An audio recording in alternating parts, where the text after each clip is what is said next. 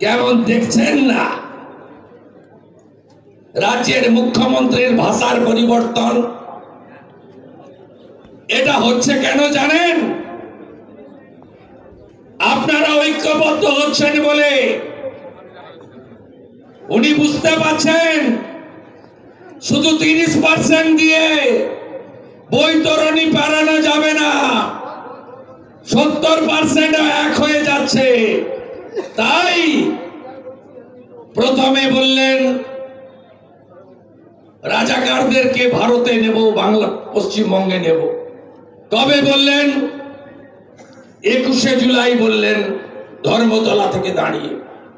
উনার এক মন্ত্রী তো আরো এক ধাপ এগিয়ে, সিদ্দিকুল্লাহ চৌধুরী বললেন মোহাম্মদ ইউনূস ঠিক করছে। ওটা ওর অভ্যন্তরীণ বিষয়। ভাবতে পারেন তিনি আমাদের রাজ্যের মন্ত্রী, বিধানসভায় বলছেন লুকিয়ে এসেছেন, কখন আসবে কেউ জানে না। নিজের ফেসবুকে পোস্ট করেছেন, বলছেন কলকাতা দখল করতে এলে আমরা ললিপপ নিয়ে বসে থাকবো না। আরে আপনি কলকাতাটাকে রেখেছেন নাকি? আপনার শাহজাহান থেকে ফিরহাদ হাকিম, আপনি এই রাজ্যের ডেমোগ্রাফি বদলে দিয়েছেন। সিপিএম শুরু করেছিল আর আপনি সম্পূর্ণ করেছেন। 1 কোটি রোহিঙ্গা মুসলমান আপনি ঢুকিয়ে দিয়েছেন পশ্চিমবঙ্গে। হ্যাঁ না না বলুন।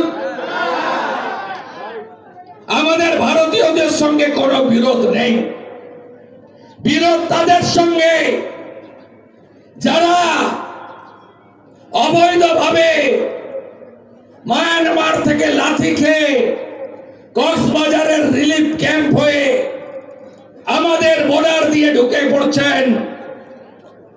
আমাদের জমি, আমাদের রেশন, আমাদের খাদ্য, আমাদের কর্ম সব ভারতীয়দের, হিন্দু হোক, মুসলমান হোক, খ্রিস্টান হোক, ভারতীয়দের কেড়ে নিয়ে যাচ্ছে।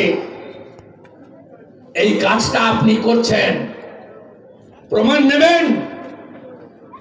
আপনি বিধানসভায় দাঁড়িয়ে বাংলাদেশের হিন্দুদের সহানুভূতি দেখাচ্ছেন।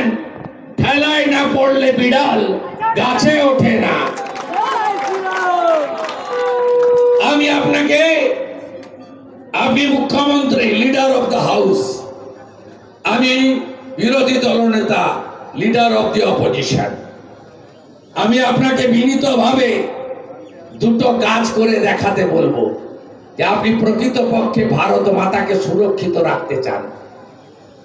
আপনি বাংলাদেশে মন্দির ভাঙা, হিন্দু নিধন, চিন্ময় কৃষ্ণ প্রভু সহ সন্ন্যাসীদের জেলে পোড়া, হিন্দুদের বাড়ি ঘর দোকানপাট লুট করা, আপনি প্রতিবাদ করতে চান। দুটো কাজ করতে পারবেন মাননীয়া? এক, সিদ্দিকুল্লাহ চৌধুরীকে মন্ত্রিসভা থেকে বরখাস্ত করতে পারবেন? পারবেন? কারণ উনি প্রকাশ্যে ইউনূসকে সমর্থন করেছেন। আর একটা কাজের জন্য অমিত শাহজি 23 সালের ফেব্রুয়ারিতে নবান্ন পর্যন্ত এসেছেন। উনি অনেক বড় নেতা। অমিতজি যখন ফিরছেন এয়ারপোর্টে, সুকান্ত বাবু সাক্ষী আমার সাথে ছিলেন, আমরা দুজনে একসঙ্গে ছিলাম। আমি জিজ্ঞেস করেছিলাম মাননীয় স্বরাষ্ট্রমন্ত্রীকে, আমরা তো বুঝতে পারলাম না আপনি এলেন কেন। উনি বললেন আমি দেশের স্বার্থে এসেছি। ভারতবর্ষ বাংলাদেশ মোট 4000 কিলোমিটার বর্ডার আছে, তার মধ্যে 2200 কিলোমিটার পশ্চিমবঙ্গে। মমতা ব্যানার্জি 931 কিলোমিটার বেড়া সম্পূর্ণ করার জন্য যে জমির দরকার ভারত সরকারকে দিচ্ছেন না। ভাবতে পারেন, বেড়া দিতে দিচ্ছে না কাঁটাতারে। 931 কিলোমিটার দেশের সরকার বলছে উচিত মূল্যে কিনবো, সলেসিয়াম দিয়ে কিনবো, বাড়তি টাকা দিয়ে কিনবো। 1894 সালের জমি অধিগ্রহণ আইন ডিএমদের হাতে, কালেক্টরের হাতে, আর collector control by the state secretariat অর্থাৎ মুখ্যমন্ত্রীর দ্বারা। গত কয়েকদিন আগে মাননীয় অমিত শাহজি এখানে ল্যান্ড পোর্টে এসেছিলেন পেট্রোপলে। সেদিন ভারত সরকারের স্বরাষ্ট্র সচিব গোবিন্দ মোহন আইএস কর্মসূচির পরে নবান্ন গিয়ে হাত জোর করে বলেছেন, জমিটা দিন। হু করে রোহিঙ্গা মুসলমান বেড়া না থাকার জন্য ঢুকে পড়ছে, শাহজাহানরা ঢোকাচ্ছে, বদলে যাচ্ছে ডেমোগ্রাফি। লালটু শেখ, আব্দুল মান্নান ধরা পড়লো সোনারপুরে।